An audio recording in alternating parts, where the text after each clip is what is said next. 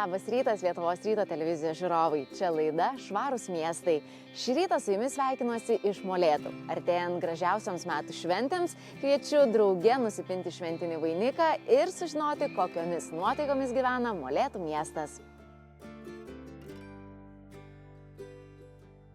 Esu Molėtų rajone ežerų ir žvejybos muziejuje ir draugė su muziejininkė Jurgita mes pasigaminsime šventinį kalėdinį vainiką. Tai Jurgita, nuo ko reiktų pradėti? Tai šį vainiką reikėtų pradėti pinti nuo pagrindo, kurį mes galim šiaip pasigaminti iš natūralių medžiagų, tai iš šieno arba paprasčiausiai iš eglutės šakų. Padarom apskritimą ir apsukam su siūlu arba su vielute. Ir tada sekantis žingsnis? Tada sekantis žingsnis mes turėtume pasirinkti vyžalių augalų, tai būtų eglė gali būti sidabrinė, pušis gali būti arba tuja. Tai kadangi jinai simbolizuoja atgimimą, tai mes tada pasirinkam tokias smulkesnės šakytes ir dedam tada prie pagrindo. Biškį šitą nukirpkit. Mažesnė, gerai. Ir uždėkit ant viršūnytės, kad nesimatytų. Ir dėkit čia tada. Prispauskit tada su pirščiukais ir va šitaip reikia apsukti vielutę. O kalbant apie ekologiją ir tvarumą, kaip tokį šventinį vainiką galima pasigaminti iš to, ką randame namuose, gamtoje? Tai mes galėtumėm, aišku, vainiką pradėti tada nuo pradžių, tai mums reikėtų susisukti tą pagrindą, tai prisirinkti žolių, tai šieno pasišienauti ir pasidžiovinti, galim pasidaryti, arba galim pasidaryti paprastai iš eglės šakos. Irgi tas pats susisukti apvaluskį apskritimą ir tada prisirinkti vyžolių augalų, tai eglutės, pušies arba tujų ir sukti tada ant pagrindo ir pinti vainiką, kad būtų jis apvalus tada.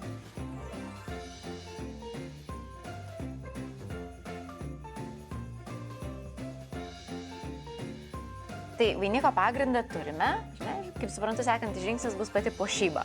Jo, dabar pradėsim puošimą, tai reiškia, mums puošimui turėjom prisirinkę įvairių detalių, tai kankorėžių, apelsino džiovinto, riešutų, įvairių samanų ir tada mes jas turim pasidėlioti. Bet iš esmės puošyba vainiko gali būti įvairiausia ir galima ant jo dėti viską kalėdiškiausio, ką turime namuose. Taip, tai jeigu mes turim pernykščių žaisliukų, tai mums nebūtinai į parduotuvę pirkti, bet galim panaudoti pernykščius ir užų pernykščius, juos pasidekoruoti, tada nuimti ir kitiem metam vėl dar pasilikti. Tai be viso šito mums dar gali reikėti karštų klijų, žirklių, vielutės ir juostelių, kadangi mums reikės pasipuošti, kad mes turėtumėm jų. Gerai. Tai dabar tada mes jau pradėjom turėti kompoziciją. Tai jau klijus mes įdėjom, kad jie kaista ir jūs galite pradėti tada lipdyti. Užpilam šiek tiek. Ar užtenka? Jo, tiek užtenka ir prispaudžiam, suskaičiuom iki 3 ir paleidžiam.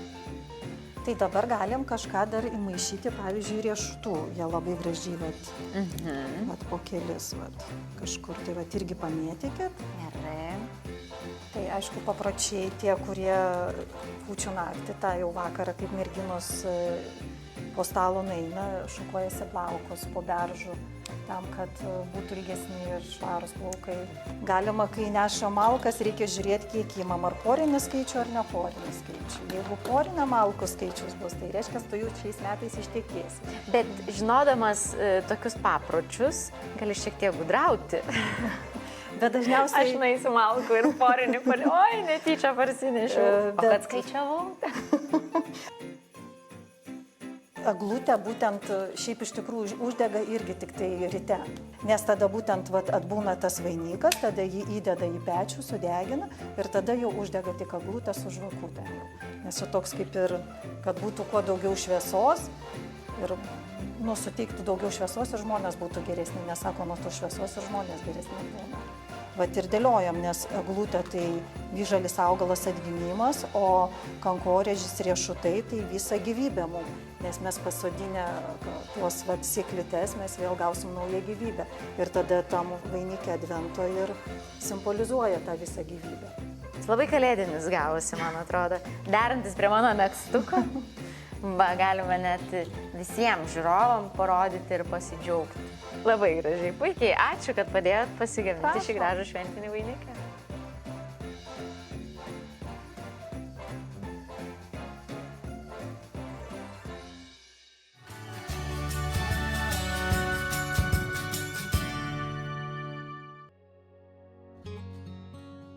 Kokiais projektais šiuo metu gyvena Molėtų miestas? Molėtų miestas šiuo metu gyvena įvairiais projektais. Vieni projektai jau baigėsi iš seno finansavimo laikotarpio. Šiuo metu ateina nauji, tai įgyvendinta jau, sakykime, taktiliniai žemėlapiai. Ką tai reiškia? Tai reiškia, kad tie žemėlapiai prie gamtos ar kultūros paveldo objektų yra pastatyti žemėlapiai, kur neįgalusis, sakykime, aklasis galėtų ateiti, pačiupinėti ir kad įsivaizduotų, kaip tas objektas atrodo. Įvairūs aplinkosauginiai, tai ir nuotekos, gerbūvio sutvarkymas, aikštelių rengimas, vaikų žaidimo aikštelės ir panašiai. Nesenai baigėme metai laiko jau kaip įgyvendintas projektas baseino.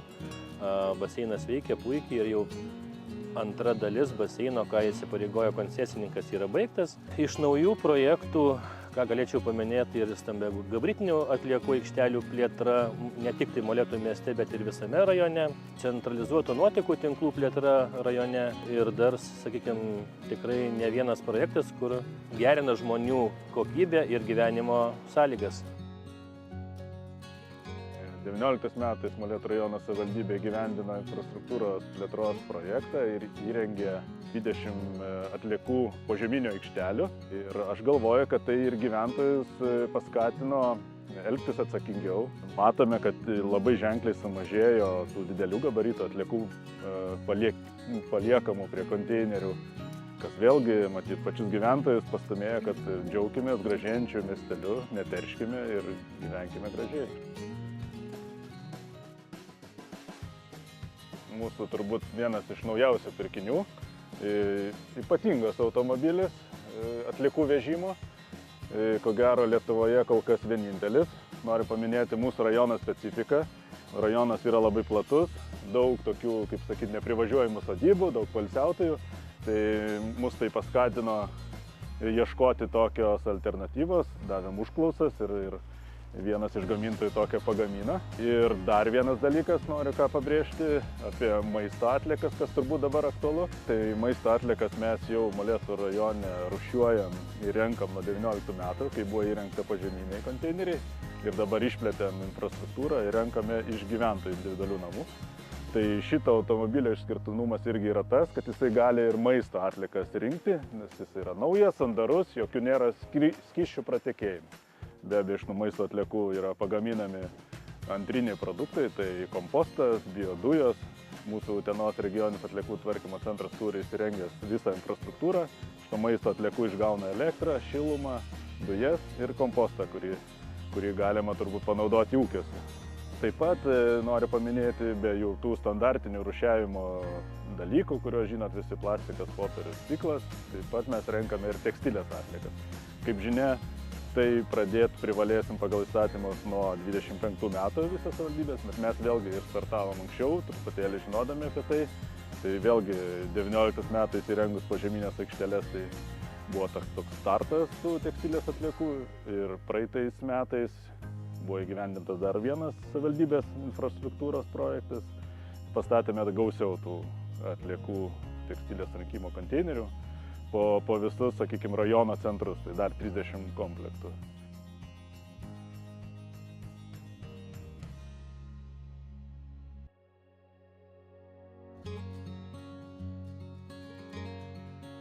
Papasakokit, kaip kilo tokia verslo idėja?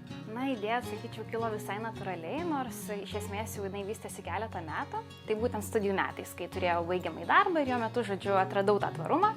Ir tuomet supratau būtent tuos niuansus aplamai mados ir tada tiesiog galvojau, kad reikia kažkaip teisingiau elgtis su ta mada ir natūraliai, kryptingai ėjom link būtent tokio tikslo, kas pasidarė ir įdomu su laiku ir tiesiog naudingiau iš esmės. Tai trumpai papasakokit, kokia tai yra verslo idėja. Mes važinėjam po visą Lietuvą ir rankiojam, vaikštom po dėvėtų rūbų parduotuvės, po blusturgius visokiausius ir tiesiog renkam tokius, kaip sakom, perliukus. Pačius geriausius rūbus, kokybė, sudėtis jų, ten kašmyras, vilna, vienu žodžiu, ten linas ir šilkas natūralus. Tada grįžtam namo ir savaitgalį kiti darbai, tada ruošiam pardavimui viską ekologiškais skalbikliais, minkštikliais, viską išplaunam, sutvarkom, išgarinam ir tada paruošiam pačią geriausią versiją, pristatom mūsų, kaip sakyti, rūbų. Aprašom visus kiekvieną Taip, daiktą, internetu lygiai taip pat. Tiesiog norisi pristatyti, kad jį prikel, kad tas vaizdas būtų visai kitoks, kad dėvėta rūba ir norisi pakeisti požiūrį, norisi iš esmės jau kinta, norisi prie to prisidėti tiesiog. Tai O kaip manote, kodėl tokį verslą reikia vystyti ne tik didmiesčiuose, bet ir mažesniuose miesteliuose? Na, iš esmės tai reikia skatinti visur jį. Neturi reikšmės kuriam mieste ar miestelį, nes vis tiek tai yra tam tikra prasme švietėjiška netgi veikla, nes tu ateina žmogus ir tu pasakoji, ar ne? Vat kas kartą pašnekam, nuolat pasakojam, kad kuo tai yra svarbu, kad prikelkim, atraskim, turim begalės resursų ir tiesiog jos reikia naudoti.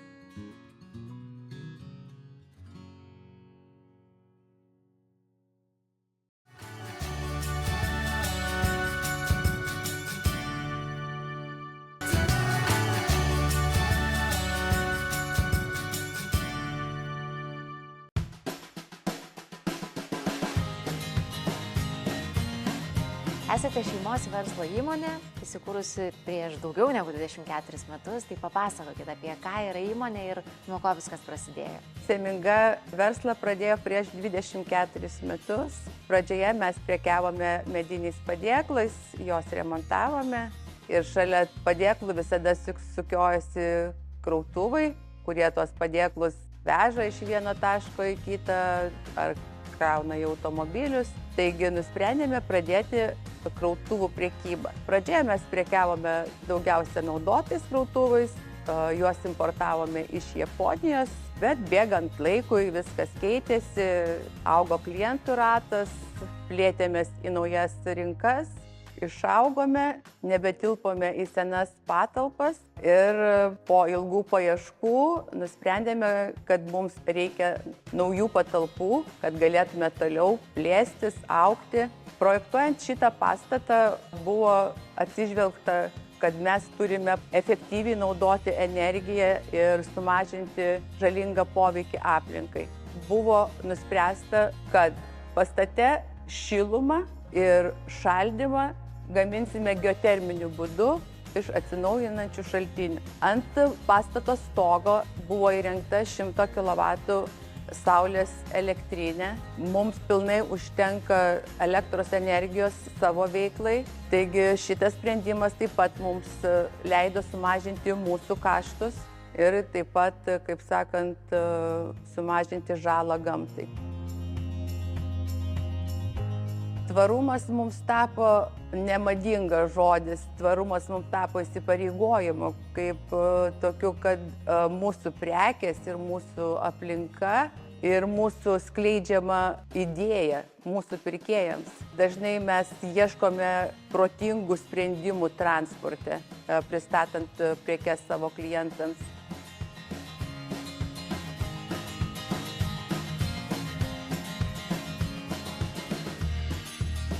Prieš daugiau negu 20 metų atsiradęs mūsų įmonės šūkis, kad kelti būtų lengva, šiandien turi ypatingai didelę prasmę, kadangi mūsų sukaupta patirtis ir siekis tobulėti, siekti naujovių ir pristatyti klientams tvaresnius ir inovatyvesnius produktus leidžia mums optimizuoti jų logistikos procesus. Savo klientams mes siūlome naujus ir naudotus krautuvus. Nuo 2020 metų tapome gamintojai P-Equipment atstovais Lietuvoje ir Latvijoje. Tad siūlome naujos kartos krautuvus ir įvairią sandėliavimo techniką su ličio-jonų baterijomis. Užsiminėte apie krautuvus su ličio baterija. Papasakokit, kuo ši technologija yra ypatinga. Tai visų pirma, tai yra vieni tvariausių krautuvų. Reikėtų paminėti, kad šie krautuvai beveik neįskiria išmetamųjų dujų, todėl užtikrina mažesnę oro taršą ir aišku užtikrina geresnę darbuotojų sveikatą. Vidutiniškai skaičiuojama, kad naudojant dizelinį krautuvą per 5 metus į gamtą patenka net 36 tonos anglies dvideginio. Kai naudojant elektrinį krautuvą į gamtą patenka tik iki 1 tonos CO2 ir į tai jau yra įskaičiuota ir tas anglies dvideginis, kuris būna įskiriamas į gamtą per baterijos gamybos procesą. Tai yra puikus sprendimas verslui, kuris nori sumažinti poveikį gamtai ir ilgalaikę perspektyvoje sutaupyti. O pakalbėkime apie krautuvų nuomą. Kuo nuoma yra pranašesnė už pačio krautuvo įsigijimą? Tai šiuo atveju mes norime klientams pasiūlyti kuo labiau pritaikytą jiems produktą arba servisą. Tikrai atsižvelgėme į kiekvieno kliento poreikius, todėl savo krautuvus ir kitus produktus mes ne tik parduodame, bet ir nuomojame. Kartais nuoma tampa pranašesnis pasirinkimas klientams, kurie čia ir dabar nenori investuoti didelės sumos, tačiau nori naudotis puikiais ir gerais krautuvais. O kaip sprendžiate senų krautuvų detalių utilizavimą? Visų pirma, reikėtų paminėti, kad mes prekiaujame ne tik naujais, bet ir naudotais krautuvais.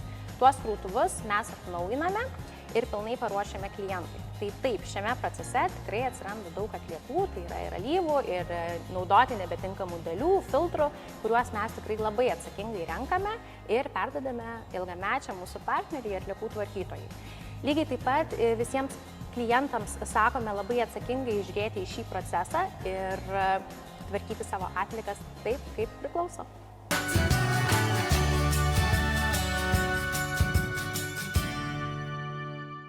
Atvykome į Kauną, kur netrukus susitiksiu su Tadu. Kartu pasikalbėsime apie ekologiją ir tvarumą transporto sektoriuje. Jūsų įmonę galime drąsiai vadinti krovinių gabenimo konteineriais pradininkę Lietuvoje. Papasakokite, kaip viskas prasidėjo, kokia buvo verslo pradžia? Galima. Įmonė įkūrė 92 metais, tai 2 metais anksčiau negu aš buvau gimęs. Ir viskas prasidėjo nuo to, kad Arijus sugebėjo rasti nišą ir pasiūlyti rinkai, ko nebuvo, alternatyvų krovinių gabenimo būdą.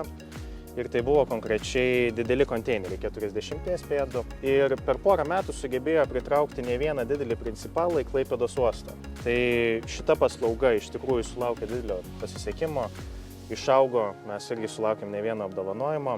Ir laivybos linijų agentavimas tapo viena iš pamatinių veiklų, nuo ko gimė ir užaugo Arijus kaip įmonė. O kaip per šiuos metus keitėsi įmonė?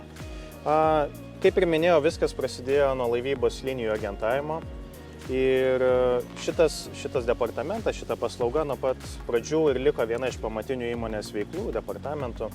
4 metai po įmonės įkūrimo įsigijome pirmus 12 vilkikų, netrukus sekė ir ekspedijavimo departamento įkūrimas. Ir šitie 3 departamentai iki šios dienos yra 3 pamatinės paslaugų grupės, ką mes galime pasiūlyti savo klientams. Ir per daug metų iš tikrųjų šie departamentai daug keitėsi, augo, evoliucionavo, tos paslaugos vienos atsirado ir kito. Šiai dienai ekspedicijos departamentas gali pasiūlyti pervežti bet kokį krovinį nuo durų iki durų visame pasaulyje, ar tai būtų lėktuvų, ar tai būtų vilkikų, laivų, traukinių ar kombinuotai. Laivybos linijų agentavimas gali pasiūlyti pervežti konteinerį nuo uosto iki uosto. Nuosto transporto departamentas šiai dienai turi apie 150 vilkikų modernių ir gali pasiūlyti klientam pervežti didelius srautus krovinių. Ir taip pat specializuojamės nišiniuose kroviniuose, biriuose, skystuose, cheminiuose. Ir nepaisant šitų 3 didelių departamentų, ilgainiui išsivystė ir daug smulkesnių papildomų paslaugų, ką mes galime pasiūlyti. Ar tai būtų negabaritinių krovinių gabenimas, ar tai būtų sandėliavimas, ar tai būtų muitinės tarpininkavimo paslaugos ar specialiųjų projektų departamentas. Įmonės augimo metu buvo priimtas sprendimas nespecializuotis vienoje veikloje, o diversifikuotis.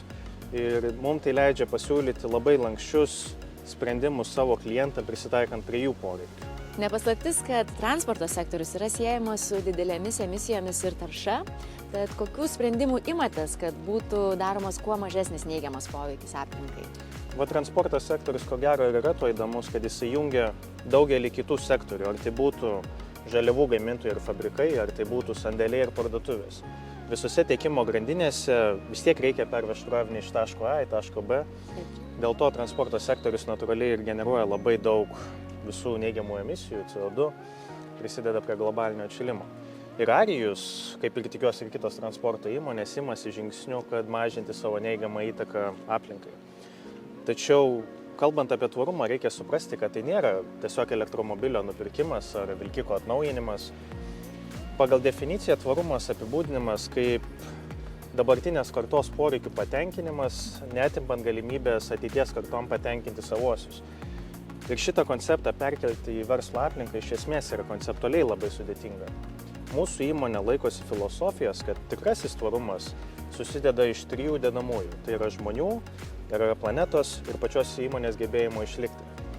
nes mes įmonėje jau esame 32 metus, mes esame atsakingi už savo darbuotojus, už jų šeimas, mes dirbame Kauno ir Klaipėdos miestuose, esame visuomenės dalis, mes turime atsakomybę ir šiems miestams. Kita kolona yra žemė, tai šiuo atveju mes stengiamės atnaujinti savo autoparką ir mokome savo vairuotojus našesnių vairavimo būdų, ieškome efektyvių maršrutų, kad sumažinti savo neigiamą CO2 įtaką pasaulyje. O su kokiais ekologiniais iššūkiais susiduria jūsų įmonė? Ko gero, tai būtų pilna elektrifikacija. ES turi labai didelių ambicijų, kaip įvairūs sektoriai turėtų eiti nulinės taršos link ir transporto sektorius yra neišimtis. Tačiau iki šios dienos elektriniai vilkikai, mano nuomonė, jie labai nusileido vidaus degimo varikliams varomams vilkikams. Anksčiau jų pravažumas buvo apie 300 km ir jie mūsų verslo specifikoje tiesiog buvo labai sunkiai pritaikomi. Nauji vilkikai, kurie buvo paskelbti šiemet pristatyti, jie turi dvigubai didesnį pravažumą, pilnai pakrauti gali pravažiuoti 600 km. Tai atveria visiškai naujas galimybės, bet ir kelia naujus iššūkius. Kur užtikrinti vietą, kur galėtume pasikrauti visus tos vilkikus. O kitas klausimas yra, kaip užtikrinti, kad ta vieta bus teikiama tik žalia energija. Nes be žalios energijos visas šito tvarumo konceptas momentaliai sugriūna. Tai čia būtų, ko gero, mūsų didžiausias iššūkis sugalvoti, kaip pereiti šitą transformaciją, nes ji yra neišvengiama. Ir mano nuomonė, tiek ES, tiek Lietuvos valstybė turėtų šiek tiek daugiau prisidėti prie infrastruktūros plėtojimo, kad padaryti šį produktą ne tik patrauklų, bet ir faktiškai veikiantį visame šitame žalumo klausime.